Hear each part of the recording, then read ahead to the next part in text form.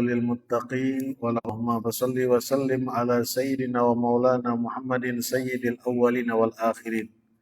اللهم صل على سيدنا محمد الفاتح لما أغلق والخاتم لما سبق ناصر الحق بالحق والهادي إلى صراطك المستقيم صلى الله وسلم عليه وآله وصحبه حق قدره ومقداره العظيم. رب اشرح لي صدري ويسر لي أمري warfa' li qadri wahlul 'uqdatam min lisani yafqahu qawli wahdi qalbi wasaddid lisani bijahi sayyidina wa maulana Muhammadin sallallahu alaihi wasallam. Amma ba'd. Alhamdulillah wa syukurillah para jamaah salat maghrib nanti tibanya waktu salat isya Masjid Jami Adha yang dirahmati oleh Allah. Kita bersyukur pada malam hari ini kembali bisa bersama hadir di dalam majelis rutin kita, pembacaan kitab Bulughul Maram yang bermuatan hadis-hadis Rasulullah Sallallahu Alaihi Wasallam seputar hadis-hadis hukum terkait dengan ibadah dan juga aktivitas kehidupan kita sehari-hari. Di mana pada pelajaran terakhir beberapa waktu yang lalu kita sudah membahas tentang tuntunan yang diajarkan oleh Rasulullah Sallallahu Alaihi Wasallam saat kita berada dalam posisi ruku dan dalam posisi sujud, zikir apa saja yang kita baca. Pada pertemuan yang terakhir kita sudah membacakan hadis dari Siti Aisyah radhiyallahu taala anha qalat kana Rasulullah sallallahu alaihi wasallam yaqulu fi ruku'ihi wa sujudihi subhanakallahumma rabbana wa bihamdik Allahumma gfirli. Dari istri Nabi Siti Aisyah radhiyallahu taala anha wa ardhaha, beliau memberikan informasi bahwasanya Rasulullah itu kalau di dalam ruku dan sujudnya yang beliau baca adalah subhanakallahumma rabbana wa bihamdik Allahumma gfirli. Jadi muatannya itu adalah tasbih dan istighfar. Ya, ini bentuk pengamalan dari firman Allah kepada Nabi Muhammad yang memerintahkan dalam ayat Al-Quran. Allah memerintahkan kepada beliau fasabbih bihamdi rabbika wastaghfir. Ya. Idza jaa nasrullahi wal fath wa ra'aitan nasa yadkhuluna fi dinillahi afwaja. Fasabbih bihamdi rabbik wastaghfir. Maka berangkat dari ini Rasul sallallahu alaihi wasallam setiap kali beliau ruku, setiap kali beliau sujud, maka tasbihlah yang beliau ucapkan. Subhanakallahumma rabbana wa bihamdik Allahumma gfirli. Jadi dua, muatannya tasbih dan minta ampunan dari Allah. Ya. Jadi ini versi yang umum atau versi yang mungkin banyak di antara kita baru mendengar, ya, karena biasanya kita diajarkan dari kecil dulu itu, ya, bacanya kalau tasbih atau baca di saat ruku dan sujud itu, kalau ruku adalah subhana rabbiyal azimi wa bihamdi tasbihnya. Kemudian ketika kita sujud subhana rabbiyal a'la wa bihamdi. Ya. Ini sesuai dengan apa yang disabdakan oleh Rasulullah bahwa di saat kita ruku, di saat kita sujud bertasbih.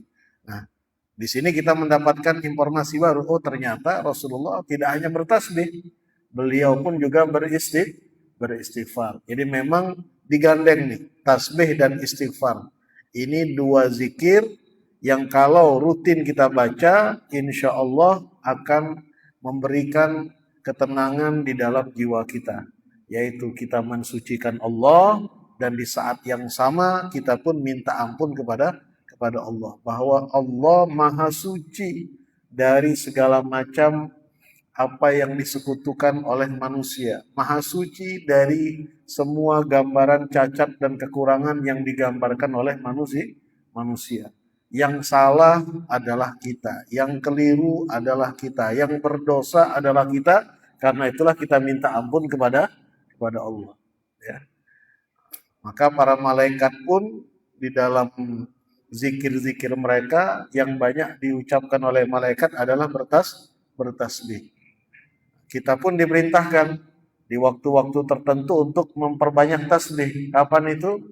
Di waktu menjelang terbitnya matahari dan menjelang tenggelamnya matahari. Wasabbih, ya, bil asyi wal ibkar. Tasbihlah, perbanyaklah tasbih, mengucapkan tasbih subhanallah wa bihamdi subhanallahil azim. Kapan itu? Di waktu pagi hari dan di waktu petang. Ya, mudah-mudahan kita dicatat sebagai hamba-hambanya yang minal musabbihin, yang selalu banyak bertasbih kepada Allah Subhanahu wa taala. Insyaallah, amin ya rabbal alamin. Kemudian kita lanjutkan hadis berikutnya. Hadis yang 236 masih tentang apa yang dilakukan oleh Rasulullah dari gerakan-gerakan salat beliau. An Abi Hurairah radhiyallahu taala anhu qala kana Rasulullah idza qama ila sholati yukabbir hina yaqum. Adalah Rasulullah kalau beliau akan berdiri untuk sholat, hal yang pertama beliau lakukan dari ibadah sholat itu adalah yukabbir.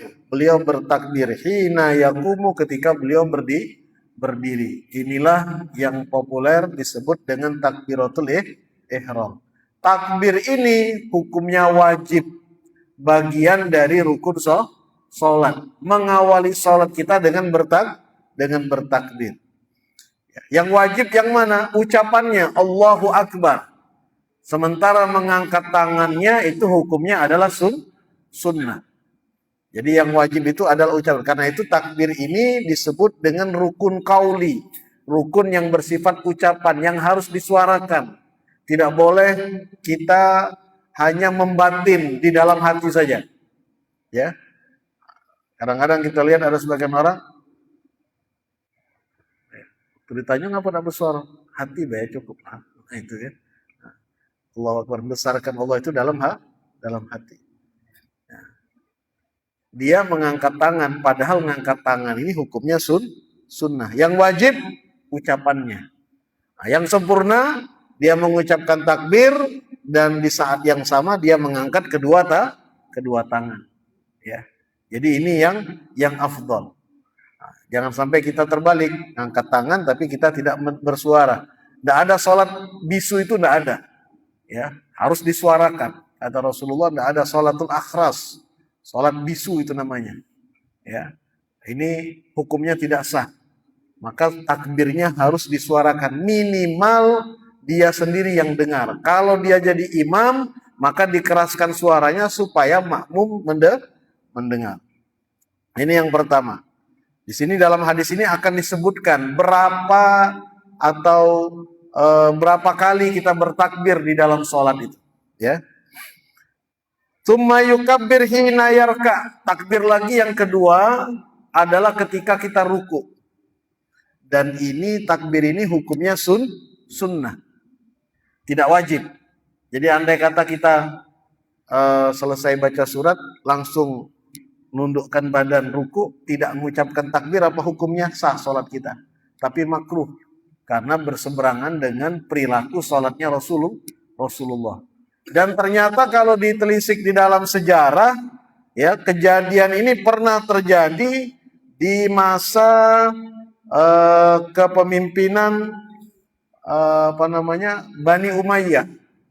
Ya, di dinasti Bani Umayyah yang menguasai Islam pada saat itu kurang lebih 400 sampai 500 tahun. Nah, mereka ini pemimpin-pemimpinnya, pejabat-pejabatnya malas untuk menyuarakan takbir. Ya, padahal ini dicontohkan langsung oleh Rasulullah. Nah, jadi sholatnya malas-malasan. Jadi berat lidahnya untuk bertakbir. Sementara di sini dicontohkan oleh Rasulullah yukabbir, beliau mengucapkan takbir. Mengangkat tangannya hukumnya sunnah, menyuarakannya pun juga hukumnya sunnah. Karena yang wajib cuma takbiratul ihram saja. Ya. Nah, kemudian summa yaqulu, ketika selesai dari takbiratul ihram, kalau selesai dari ruku, kita akan i'tidal, berdiri kembali. Maka di saat itu kita mengucapkan sami Allahu liman hamidah. Kalau kita sholat sendirian kita ucapkan, tapi kalau kita sholat berjamaah cukup imam saja, tidak apa-apa. Sami Allahu liman hamidah. Ya, kita sebagai makmum ya langsung saja angkat. Kita langsung sambut Rabbana walakal ham. Ya. Jadi bukan bertakbir. Ketika bangun dari ruku menuju i'tidal kita mengucapkan tasmi' namanya. Mengucapkan sami Allahu liman hamidah. Hina yarfa sulbahu minar ruku, ketika dia mengangkat pinggangnya daripada ruku. Tsumma yaqulu wa huwa qaimun, ketika dia sudah sampai pada posisi tegak lurus, ya, barulah kemudian dia mengatakan Rabbana walakal hamd. Ya Allah, Tuhan kami, walakal hamdu, hanya untukmulah segala pujian. Ya. Jadi di saat kita bangun dari ruku, kita berdoa. Isi doanya apa? Sami Allahu liman hamidah, semoga Allah mendengar orang yang memujinya. Kenapa? Ya, karena pujian itu bernilai ganjaran pahala dari Allah.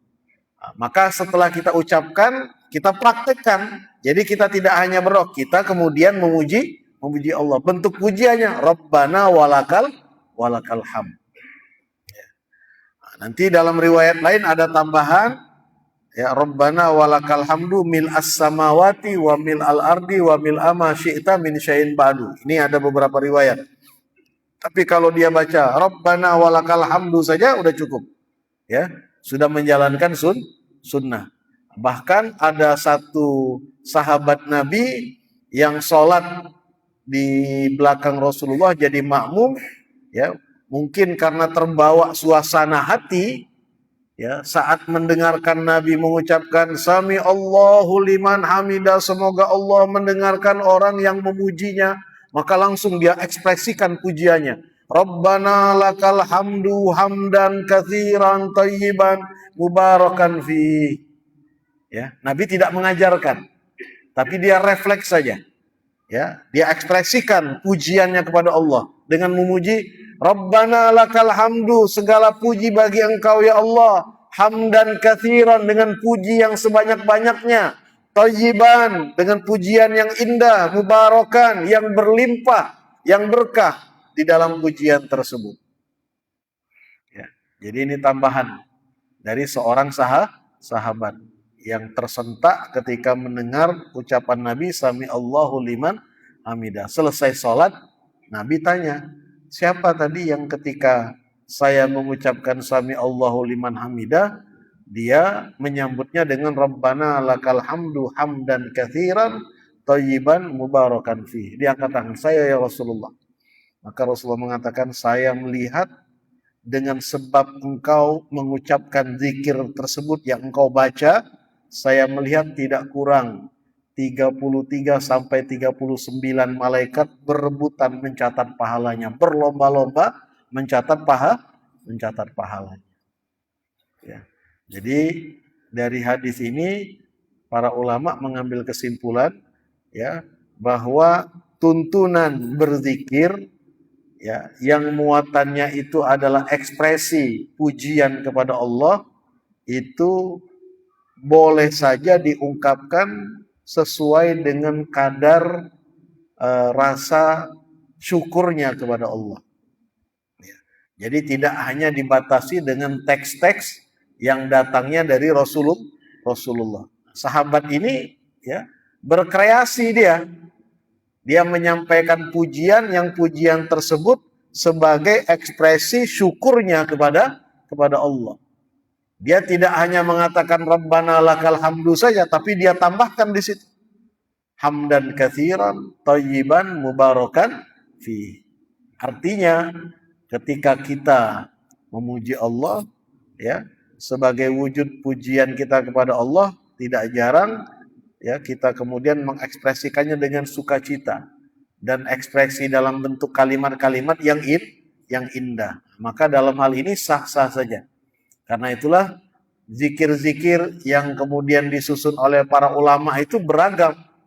Ya, tapi semuanya muaranya bersumber kepada zikir-zikir yang dituntunkan oleh Rasulullah dan itu tidak bermasalah. Nah, kemudian summa yukabbir hina yahwi sajidan. Baru kemudian bertakbir yang ketiga kalinya ketika dia akan turun untuk sujud. Allahu Akbar, dari itu tidak sujud. Summa yukabbir hina yarfa' ra'sah. Kemudian bertakbir lagi ketika dia mengangkat kepalanya dari sujud menuju duduk di antara dua sujud. Summa yukabbir hina yasjud. Kemudian dia bertakbir lagi untuk sujud yang kedua. Jadi perpindahan ini disebut kalau dalam fikih namanya takbiratun naqli. Takbir perpindahan dari satu rukun ke rukun berikutnya. Apa hukumnya? Hukumnya sunnah. Ya. Summa yukabbir hina yarfa. Baru kemudian yang terakhir bertakbir ketika dia akan berdiri ke rakaat berikutnya. Jadi kalau kita hitung dalam satu rakaat itu ada 6 kali kita bertakbir. Pertama ketika kita takbiratul ihram, kedua ketika kita ruku, ketiga ketika kita sujud, keempat kita duduk di antara dua sujud, kelima ketika kita sujud yang kedua, keenam ketika kita bangkit. 6 kali takbir. Ya. 6 kali takbir. Kalau di sholat yang 4 rakaat berarti kita mengucapkan takbir ini sampai 22 kali. Ya. Rakaat pertama 6, rakaat kedua 6, ya, rakaat ketiga 6. Ya, berarti 18. Nah, masuk rakaat yang keempat dia cuma tambah 4 saja takbirnya.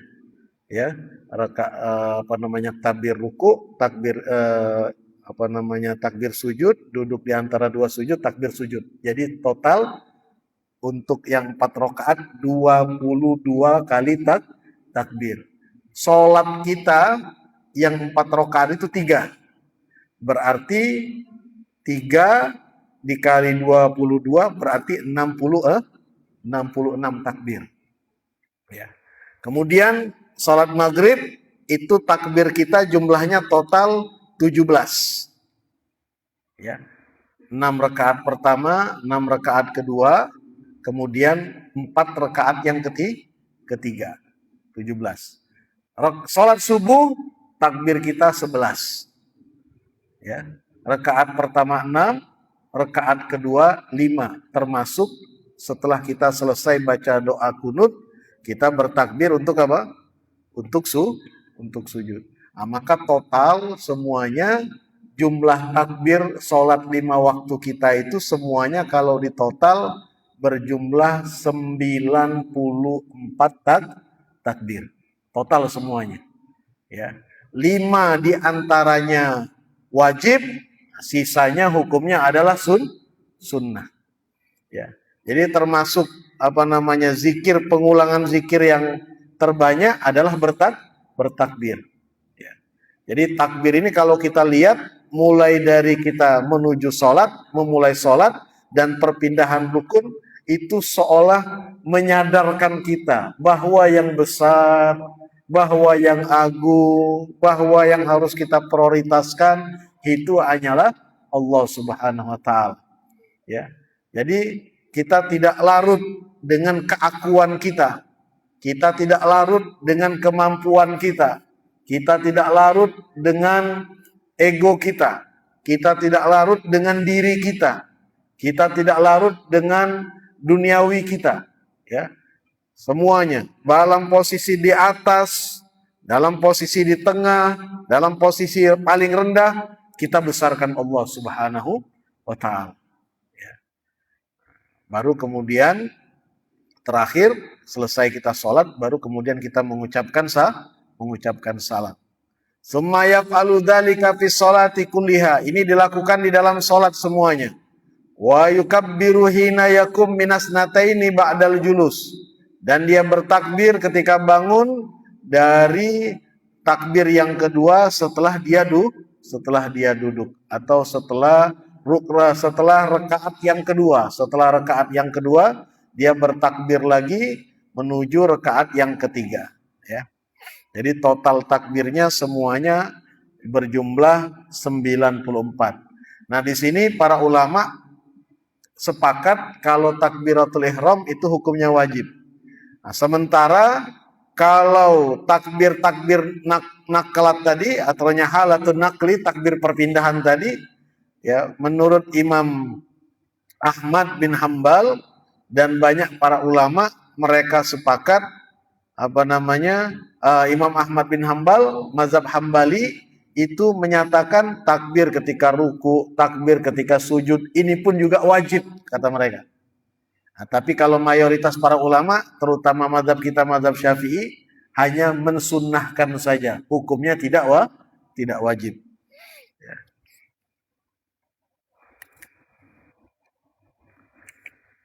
Kemudian hadis berikutnya, An Abi Sa'id Al-Khudri radhiyallahu ta'ala anhu qala kana Rasulullah sallallahu alaihi wasallam idza rafa'a ra'sahu minar ruku'i qala Allahumma rabbana lakal hamdu mil as-samawati wal ardi wa mil ma syi'ta min syai'in ba'du. Ini versi yang sering kita baca ini, ya. Dan ini sudah populer semenjak kita dari kecil, anak-anak kita sampai saat ini pun ini yang kemudian kita baca. Rabbana Allahumma rabbana lakal hamdu mil as-samawati wa mil al-ardi wa mil ma syi'ta min syai'in ba'du. Nah, dalam riwayat Muslim ada tambahan ahlut tsana'i wal majdi, tambahannya ahaqqu ma qala al-abdu wa kulluna laka abdun.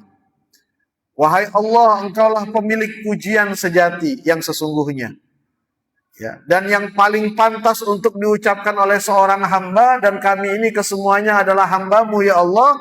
Apa yang paling pantas kami ucapkan? Allahumma la mani alima a'tait. Ya Allah, tidak ada yang bisa memberi terhadap apa yang engkau halangi. Wala mu'tiya, tidak ada yang bisa menghalangi terhadap apa yang engkau beri. Dan tidak ada yang bisa memberi kalau engkau menghalangi. Wala yanfa'u dzal jaddi minkal jadd, dan tidak ada manfaat bagi pemilik kekuasaan, pemilik hartanya dan kekuasaannya. Itu tidak ada manfaatnya sama sekali. Ya, kalau sudah memang Allah putuskan, maka itulah yang bakal terjadi. Ini jadi ikrar kita. Jadi ternyata doa Allahumma la mani alima ataita wala mu'tiya lima mana'ta wala yanfa'ul zaljad wala mu'tiyala mamanata wala yanfa'ul zaljad minkal jad, ini versinya ini, ya. Itu ternyata dibaca di saat kita i'tidal. Ada saatnya kita baca di waktu i'tidal. Umumnya kita biasanya baca selesai sholat, tapi ternyata Rasulullah bacanya juga, ya, di saat beliau i'tidal setelah membaca Allahumma rabbana lakal hamdu mil as-samawati wa mil al-ardi wa mil ma syi'ta min syai'in ba'du. Intinya bahwa salat dipenuhi dengan takbir, dipenuhi dengan tahmid, dipenuhi dengan tasbih, dan juga doa-doa munajat antara kita dengan Allah Subhanahu wa taala. Jadi sejatinya para jamaah yang dirahmati oleh Allah, kalau hati kita terikat, ya, hati kita terpatri, ya, dengan tasbih, dengan zikir, dengan takbir di saat kita sholat, nah itulah sebenarnya makna dari hudurul qalbi, dari kehadiran hati. Jadi gunanya zikir-zikir tersebut, tasbih tersebut untuk mengikat hati kita ingat kepada Allah Subhanahu wa taala, ya. Maka seyogianya di saat kita sholat, tasbih, tahmid, takbir itu kita eja. Maksudnya kita eja itu kita ikuti, ya. Ucapan lisan itu kita ikuti dengan hati kita supaya nyambung. Ya, apalagi kalau kita sudah paham makna yang terkandung di dalamnya, tersentuh hati kita. Maka terutama kalau kita pas lagi sholat malam, tahajud, nah ini waktu terbaik untuk melatih. Ya, taruhlah mungkin kalau sholat berjamaah, tergantung imamnya, atau sholat di waktu kita siang, di waktu kita sholat berjamaah, sholat di masjid, sholat sunnah, mungkin fokus perhatian kita terpecah, ya. Karena kita takut nanti kalau kelamaan sholat sunnah nanti khawatir menghambat pelaksanaan sholat berjamaah. Tapi kalau sudah sholat malam kan tidak ada lagi yang kita kejar. Apa yang mau kita kejar? Tidur sudah kita dapati tidur. Istirahat pun juga demikian. Maka kita disunnahkan di malam hari itu meskipun cuma 2 rakaat, tapi 2 rakaat yang berkualitas. Ya, kita selami, kita jiwai, kita hayati, kita eja satu persatu kata demi kata yang kita ucapkan. Mulai kita dari takbir, ikuti secara seksama. Allahu Akbar. Ya, wajjahtu wajhiya lilladzi fataras. Terus ini yang melatih kehadiran hati. Nanti kalau sudah nyambung hati kita di sholat malam itu, ini yang nanti akan mudah mengkoneksikan kita di saat kita sholat berjamaah. Jadi sholat malam itu adalah waktu yang terbaik untuk kita belajar menghadirkan hati. Ya, bagus sekali itu waktunya, cepat sekali nyambungnya. Ya, koneksi kita itu cepat sekali. Asal memang kita lapangkan hati, memang siapkan hati kita. Ya, apalagi di usia kita yang sudah lanjut ini, mau kapan lagi kita mau merasakan ketenangan, kehusyuan kalau bukan paksakan, khususnya di tengah malam. Tidur juga pun kita mungkin sudah tidak terlalu banyak lagi, dipaksa-paksa tidur juga nggak bisa lagi tidur. Maka kita terbangun, sudah ambil wudhu, kita sholat sunnah 2 rakaat, tapi kita lakukan dengan sepenuh hati. Ya, posisikan, rasakan betul, jiwai betul bahwa kita sedang berada di hadapan Allah Subhanahu wa taala. Kemudian hadis berikutnya, ya, hadis 238. Ani bin Abbasin radhiyallahu taala anhu wa arda. Qala Rasulullah sallallahu alaihi wasallam, bersabda Rasulullah sallallahu alaihi wasallam, umirtu an asjuda ala sab'ati a'zumin. Aku ini diperintahkan untuk sujud di atas 7 tulang. Ya, maksudnya 7 tulang di sini 7 anggota tubuh. Jadi di saat kita sujud, kita libatkan 7 anggota tubuh kita. Ya, sebagian para ulama mengatakan melibatkan 7 anggota ini hukumnya wajib. Ya, sebagian lagi mengatakan yang penting dalam hal ini adalah jabha, dahinya. Kalau yang lain itu hukumnya sunnah. Coba kita lihat apa saja 7 anggota tubuh itu. Yang pertama alal jabhati wa asyara biyadihi ila anfihi. Ya, yang pertama adalah dahi. Ya, maka dahi ini harus terbuka. Syaratnya tidak boleh tertutup. Ya, jangan sampai tertutup. Kalau ada sebagian orang kadang-kadang pakai kopiah ditutup betul sampai di sini. Ya, ini tidak sah sujudnya. Ya, syaratnya sujud itu dahinya harus terbuka. Harus ada bagian dahi yang terbuka. Kemudian juga ya, terutama ibu-ibu atau orang-orang yang sholat pakai sorban. Ya, sorban ini jangan sampai nanti kalau dia pakai waktu dia lagi sholat, tidak dia taruh di bawah. Nah itu jangan sampai ketika dia sujud, sorban yang ada di bahunya ini ya terhampar di tempat dia sujud. Jadi dia sujud di mana? Di atas sorban yang kalau dia bergerak, sorbannya juga bergerak, ngikut dia. Nah ini nggak boleh. Kalau ibu-ibu umpamanya mukenahnya, nggak boleh sujudnya itu di mana? Di atas mukenahnya. Sujudnya harus di tempat di mana tempat itu terpisah dari anggota tubuhnya. Ya. Itu yang pertama, dahi. Wa asyara biyadihi ila anfihi. Beliau mengisyaratkan juga hidung beliau ila anfihi. Nah, maka sebagian para ulama mengatakan sunnah ketika kita sujud, kita pun sujud dengan meletakkan hidung kita di tempat kita sujud, ya. Kemudian wal yadain, kedua telapak tangan. Warukbatain, kedua lutut. Wa atrofil qadamain, dan juga ujung-ujung dari jemari-jemari kaki, ya. Ujung jemari kaki. Jadi posisinya harus kita posisikan tekan, ya, supaya dia mengarah ke arah kiblat. Bukan kita lengkukkan ke bagian bawah. Maaf, saya contohkan ya. Ini sudah sering saya contohkan.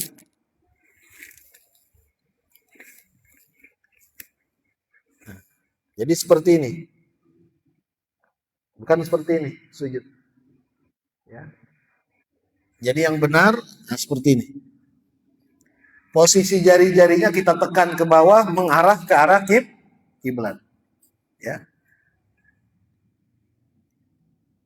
Bukan seperti ini, tapi seperti ini, ya.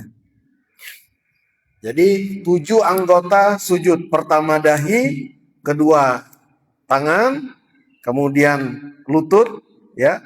Berarti 1, 2, 3, 4, 5, 6, 7. Ini perintah Rasulullah Shallallahu Alaihi Wasallam di saat kita sujud.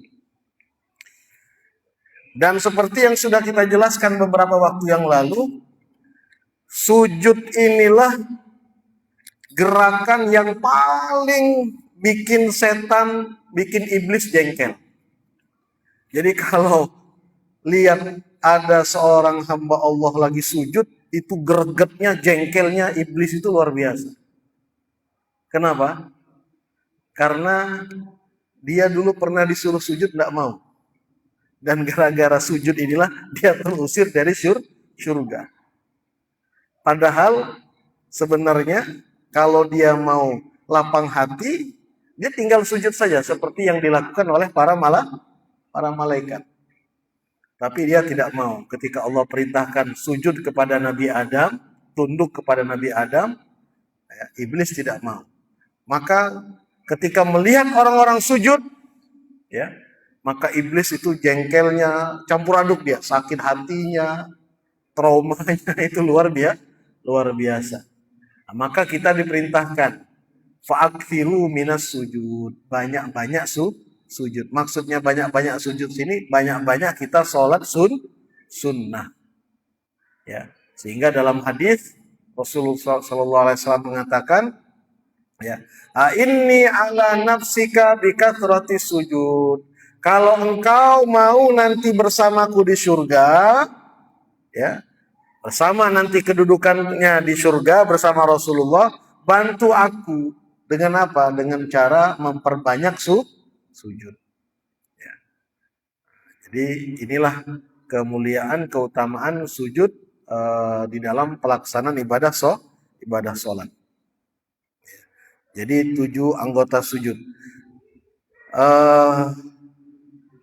Kemudian seperti yang sudah kita sampaikan, bahwa yang wajib itu adalah dahi ini harus terbuka. Kalau yang lain itu tidak wajib terbuka. Kemudian selanjutnya, wa an Abi Buhainata anna Rasulullah sallallahu alaihi wasallam qala idza shalla wa sajada farraja baina yadayhi hatta yabdua bayadu ibtai. Dari sahabat Abi Buhainah, Rasulullah itu kalau sholat dan beliau sujud, farraja baina yadai, beliau renggangkan antara kedua tangan beliau, ya, direnggangkan, bukan dirapatkan. Kalau ngerapatkan itu perempuan, kalau laki-laki direnggangkan. Hatta ya berdua bayadu ibtai, sehingga terlihat putihnya ketiak beliau. Artinya posisinya, ya, orang dulu itu pakai baju lebar-lebar itu sampai terlihat. Artinya posisinya sampai seperti itu. Jadi bukan posisi tangannya itu dirapatkan, tapi direnggangkan. Kemudian yang kedua, siku diangkat. Telapak tangan itu diletakkan di tempat sujud. Siku tidak ikut sujud. Ya. Jangan sujud, maaf, diumpamakan itu sama seperti posisi duduknya seekor anjing. Ya. Males dia sujudnya. Ya. Nah ini. Ada yang seperti ini. Ya. Sujud itu seperti ini. Ini diletakkan, yang tangan ini diangkat. Bukan seperti ini. Ya. Ini kesunahan di saat kita melakukan sujud. Dan rasanya beda. Ya, suasana hati juga berbeda. Ini yang harus kita luruskan. Wa anil Barra bin Azib. Nah, ini yang tadi saya katakan, Rasulullah itu bersama termasuk anggota sujud.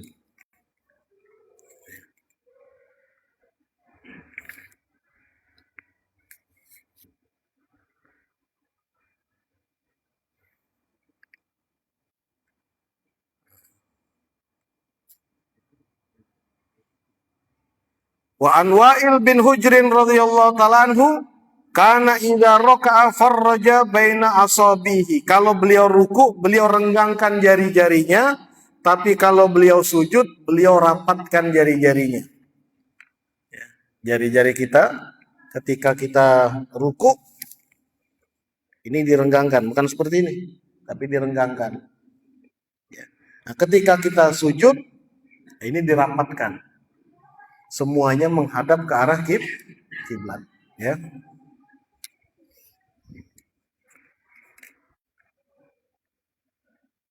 Masih ada waktu tersisa.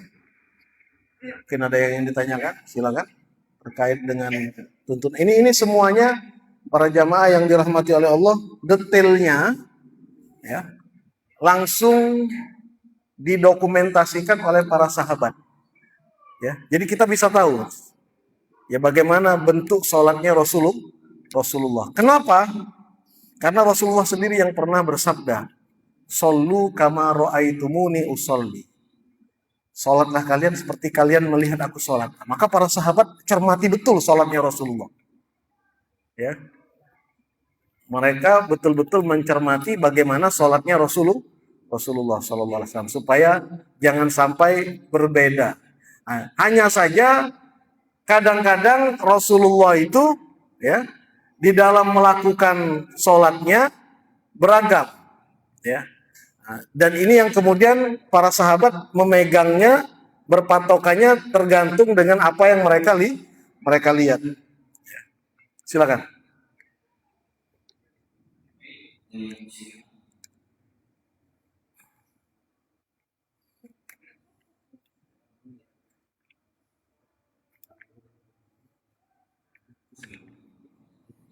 Waalaikumsalam.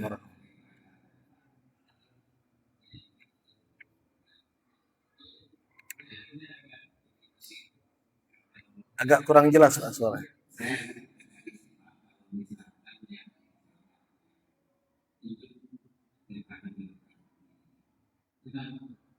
Kenapa?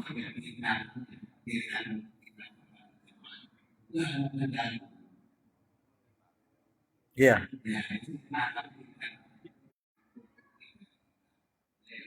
Ngejer kakinya. Iya.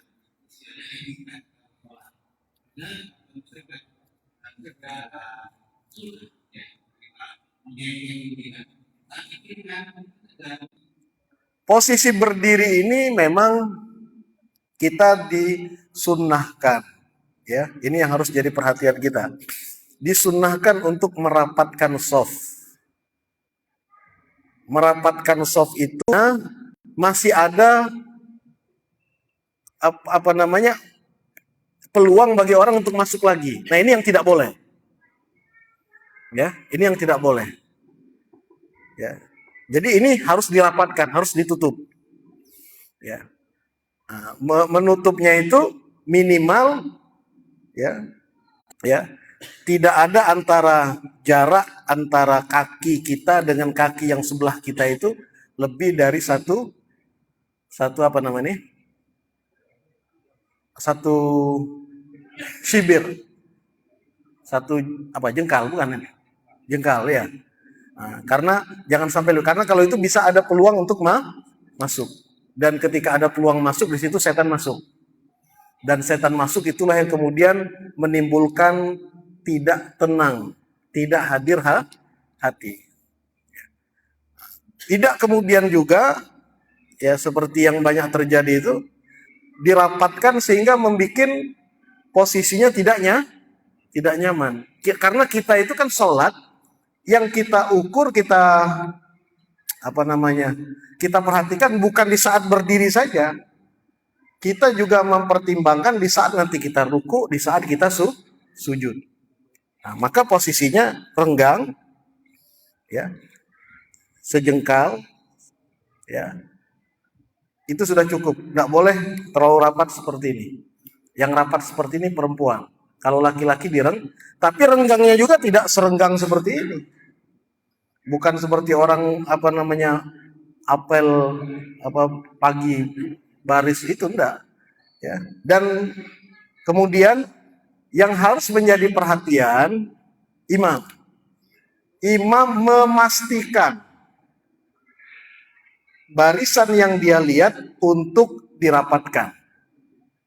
Dan kita sebagai makmum terima komando itu. Ketika imam sudah di depan dan dia melihat ada soft yang renggang, maka imam hendaknya mengingatkan, dirapatkan softnya. Bukan hanya sekedar basa-basi, sawu sufufakum, enggak, tapi tolong dirapatkan. Ya. Nah, kalau ada kekosongan, yang di belakang jangan pakai dorong-dorongan, langsung maju. Ada fadilahnya, ada keutamaannya. Man wasala sof wasalahullah. Siapa yang suka menyambung sof, Allah akan sambung dia dengan rahmatnya. Jadi jangan kita biarkan sof di depan itu kosong, kita biarkan.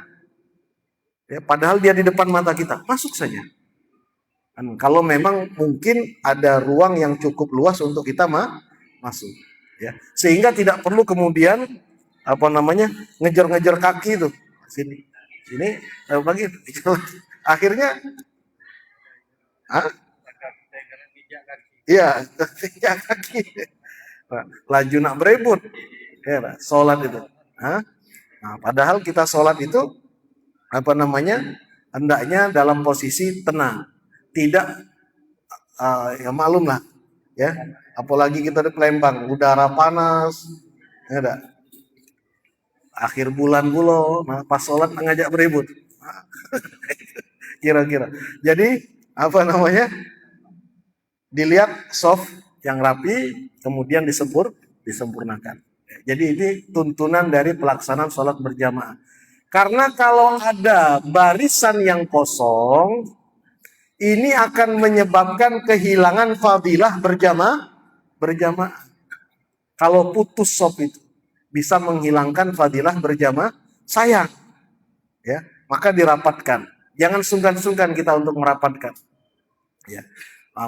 Minimal ya antara kita dengan sebelah kita itu tidak ada celah yang bisa masuk orang lain.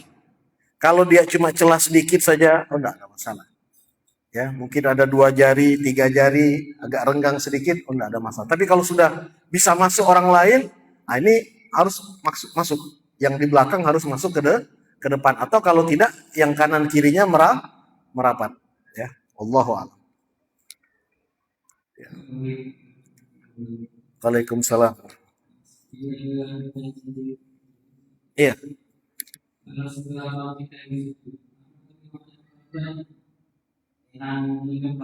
Ya. Ya. Kalau panduan secara umum menurut mazhab Syafi'i, dan ini yang diberikan panduannya oleh Al-Imam Al-Ghazali dalam kitab beliau Bidayatul Hidayah, ketika kita selesai sujud, ya, kita disunnahkan duduk istirahat namanya. Duduk istirahat itu cepat saja. Ya. Allah. Nah, kemudian ketika akan berdiri, kedua telapak tangan dikembalikan lagi ke bawah. Untuk menghentakkan kita ke atas. Ya. Ini yang sunnah. Nah, ada sebagian orang dengan menghentakkan mengepalkan tangannya. Yang mengepalkan tangannya ini saya belum ketemu, belum terbaca. Allah alam ya. Tapi sepanjang pengetahuan saya, yang saya ketemu tuntunannya itu telapak tangan. Ya, telapak tangan seperti itu. Jadi naik lagi kah? Dan tidak usah lama. Allahu Akbar. Ya, jadi ada jedah cuma duduk sebentar saja. Itu namanya duduk istirahat. Untuk memudahkan kita, terutama kita yang sudah agak lanjut, ini sangat membantu. Ya, Allahu a'lam.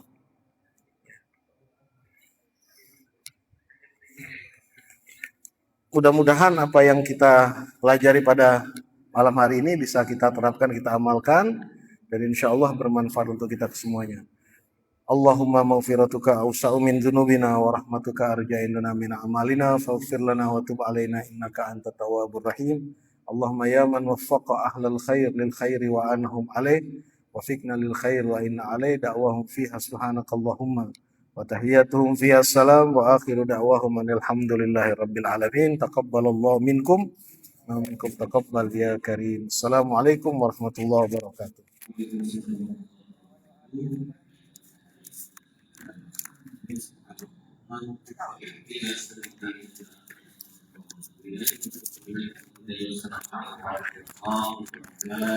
Waalaikumsalam.